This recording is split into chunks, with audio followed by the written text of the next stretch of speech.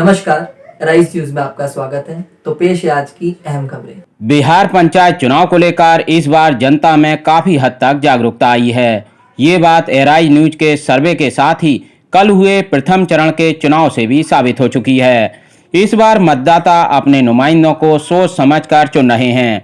उनकी कोशिश है कि वो ऐसे प्रत्याशियों को चुनें जो चाल चरित्र के साथ ही विकास के एजेंडे पर भी मुफीद हों। यही वजह है कि कल हुए प्रथम चरण के चुनाव में मतदान केंद्रों पर लंबी लंबी कतारें दिखाई दी। राइस न्यूज बिहार पंचायत चुनाव पर खास कार्यक्रम चला रहा है, जिसमें प्रत्याशियों के साक्षात्कार के साथ ही ग्राउंड रिपोर्ट भी दिखाई जा रही है।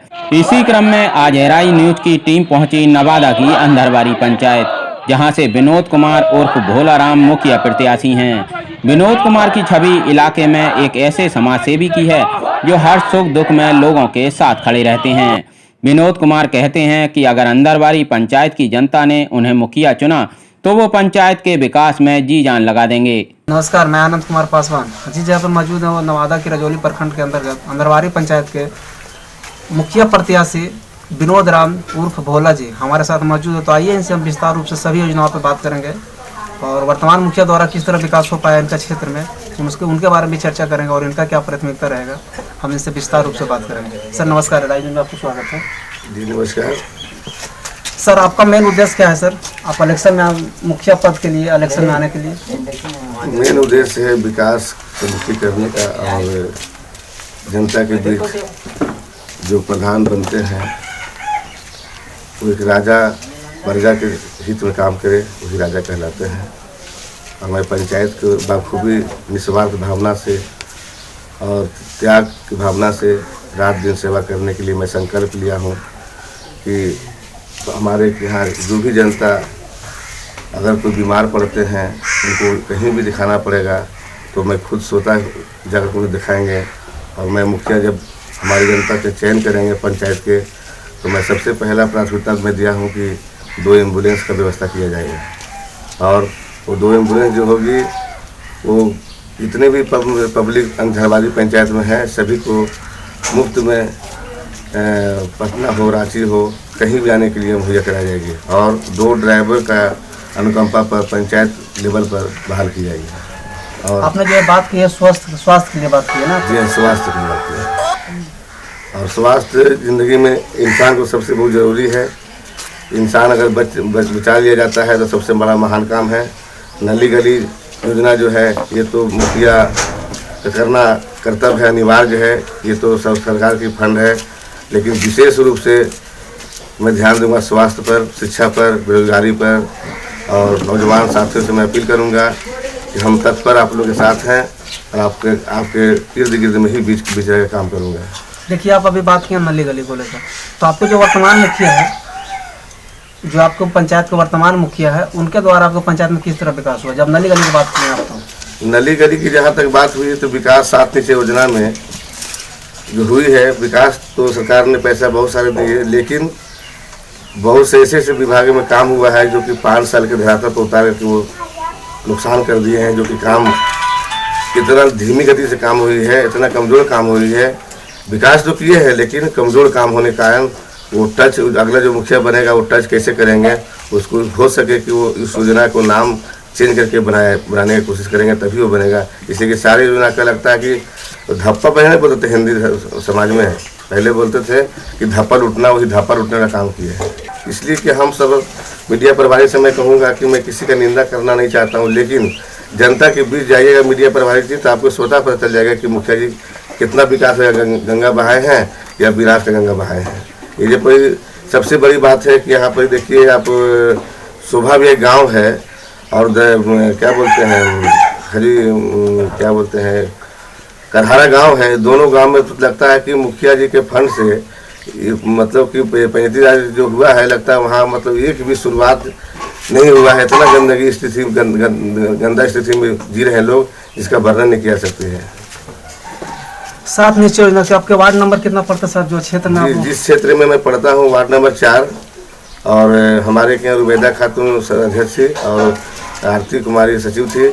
हमने उनको कई बार कहे कि योजना में जो पैसा हमारा सरकार दिया है वार्ड में वो देने की कृपा करें।